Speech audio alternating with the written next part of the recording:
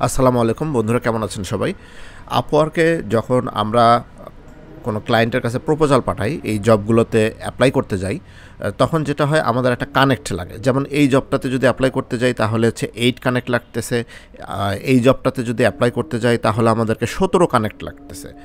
তো এই কানেক্টগুলো আবার আমাদেরকে কিনতে হয়। এই যে আপওয়ার্কের ভিতরে গিয়েই এই কানেক্টগুলো আমাদেরকে টাকা খরচ করে কিনতে হয়।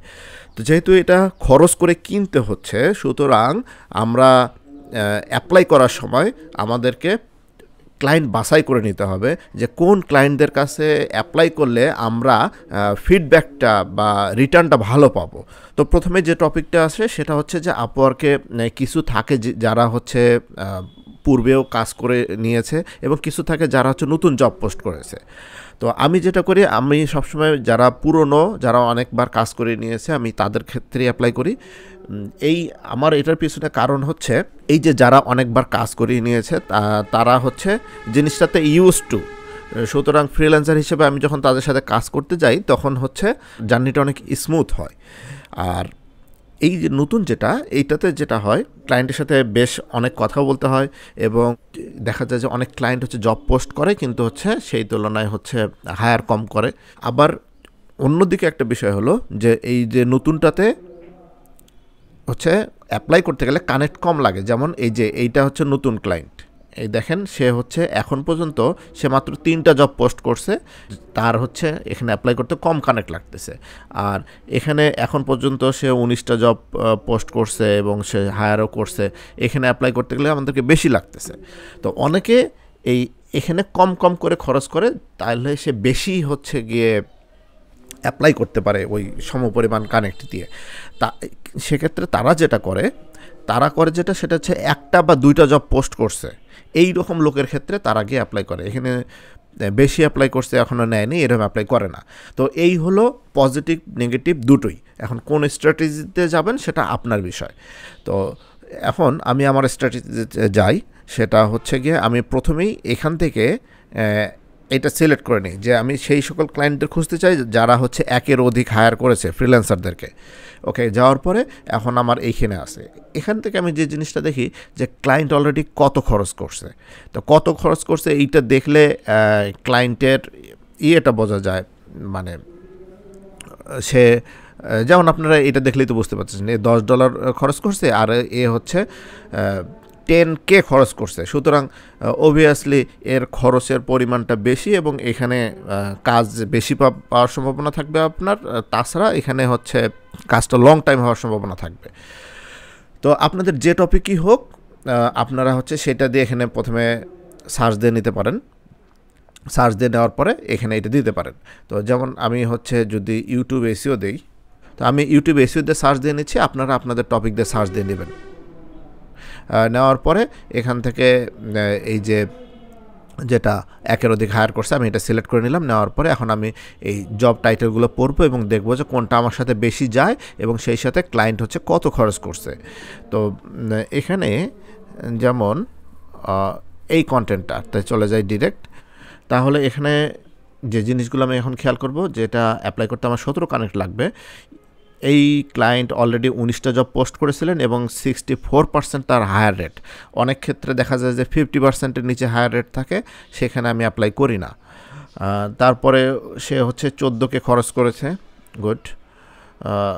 18 জনকে সে এ পর্যন্ত হায়ার করেছে এবং এভারেজে সে হচ্ছে এত সাধারণত দিয়ে আসছে, সে যে আওয়ারলি পে করছে তাতে এভারেজ এইটা আসছে। ওকে, এই ডাটাগুলো আপনার ক্লায়েন্ট নির্বাচনের ক্ষেত্রে কাজে দিবে। গুড। দেন হচ্ছে আমরা এখানে যাব যে এই কাজটার জন্য সে $5 থেকে $10 আওয়ারলি দিছে। আর এখানে অনেক সময় যেটা থাকে একটা সংখ্যা ভিত্তিক দেওয়া থাকে, এইটা আলোচনা করেই পরবর্তীতে ঠিক করা হয়, সাধারণত সেটাই বেশি হয়।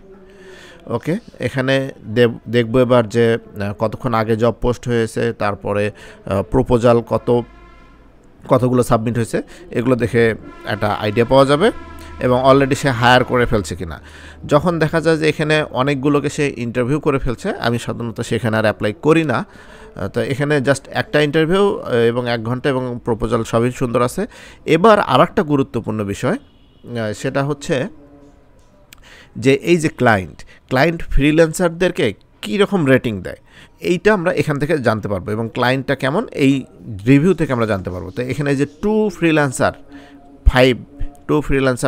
5 রেটিং 5, হ্যাঁ, তাহলে ফ্রিল্যান্সাররাও তাকে হচ্ছে 5 দিচ্ছে এবং উনিও ফ্রিল্যান্সারদেরকে 5 দিচ্ছে। 5 এইখানে একটা হচ্ছে রেটিং খারাপ আছে, তো সেটা আমরা এইখানে একটু পড়ে দেখব যে হচ্ছে মানে ঘটনাটা কি ঘটছিল বা কি হয়েছিল। ওভারঅল আমরা যেটা দেখতে পেলাম যে এই ব্যক্তি হচ্ছে ফ্রিল্যান্সারদেরকে ভালো রেটিং দেয়, সুতরাং এর কাজ নির্দ্বিধায় আমরা নিতে পারি। তবে যেখানে দেখবেন যে ফ্রিল্যান্সারদেরকে রেটিং খারাপ দিচ্ছে ওই কাজটা খুব ভেবে চিনতে নেবেন। তো আপওয়ার্কে অ্যাপ্লাই করার ক্ষেত্রে আমি সাধারণত এই জিনিসগুলোই ফলো করে থাকি। তো আপনারা যদি এই জিনিসগুলো ফলো করেন তাহলে আশা করি ক্লায়েন্ট নির্বাচনের বিষয়টা আপনারা অনেক দূরে এগিয়ে যেতে পারবেন। এখানে আমি আরেকটি টিপস শেয়ার করে রাখছি, সেটা হচ্ছে গিয়ে যখন আমরা অ্যাপ্লাই করব, এই অ্যাপ্লাইয়ে যখন আমরা এই যে অ্যাপ্লাই করার সময় হাই দিয়ে তারপর যে মেসেজটা লিখবো এর চেয়ে অনেক ভালো ইম্প্যাক্ট পড়ে হাইয়ের পরে যদি ক্লায়েন্টের নামটা আমরা দেই। তো এই ক্লায়েন্টের নামটা আমরা কোথায় পাবো? এই নামটা আমরা পাবো এইখানে যে জব পোস্টটা ছিল সেই জব পোস্টে আমরা নিচে যদি দেখি যে ক্লায়েন্টের যে রিভিউগুলো আছে, এই যে উপরের রিভিউগুলো হচ্ছে ফ্রিল্যান্সাররা ক্লায়েন্টকে দিয়েছেন। তো এইখানে আমরা একটা নাম দেখতে পাচ্ছি, কিন্তু এই যে একটা নাম দেখতে পাচ্ছি, হ্যাঁ। তো অনেকে আবার নামটা ভুল করে থাকতে পারে, এটা একটা হতে পারে হয়তো। এই জন্য আমরা দেখব যে এই নামটা ভিতরে কতবার আছে বা অন্য কোনো একটা নাম ভিতরে বহুবার আছে কিনা। তো আমরা এই নামটা দেখি, যদি Ctrl+C Ctrl+F Ctrl+V ফাইন্ড দিছি, এখানে দেখা যাচ্ছে নামটা 5 বার আছে। এই যে এখানে, হ্যাঁ, এবং হচ্ছে দেখেন যে ফ্রিল্যান্সাররা ক্লায়েন্টকে রিভিউ দিছে, তার মানে এইটা হচ্ছে তার নাম। তো এই নামটা আমরা যখন এই যে অ্যাপ্লাই করার সময় শুধু হাই না দিয়ে যদি এইখানে এটা দেই তাহলে এটা কিন্তু একটা ভালো কাজ করে। এটা আমার দেখা আর কি, মানে আমি বিভিন্ন ক্ষেত্রে এইভাবে অ্যাপ্লাই করছি। তো এই ছিল হচ্ছে আপওয়ার্কে আমরা যখন বিড করব তখন ক্লায়েন্ট কিভাবে নির্বাচন করব, যে কোন ক্লায়েন্টগুলোর ক্ষেত্রে আমরা প্রপোজাল পাঠাবো, এবং আর একটা বোনাস টিপস হিসাবে যে আমরা এখানে মেসেজ দেওয়ার সময় তার নামটা ব্যবহার করব। তো সবাই ভালো থাকবেন, এবং আপওয়ার্ক বা ইউটিউব সংক্রান্ত কোনো কোশ্চেন থাকলে আপনারা কমেন্ট বক্সে জানাবেন, আমি চেষ্টা করব উত্তর দেওয়ার। সবাই ভালো থাকবেন, আসসালামু আলাইকুম।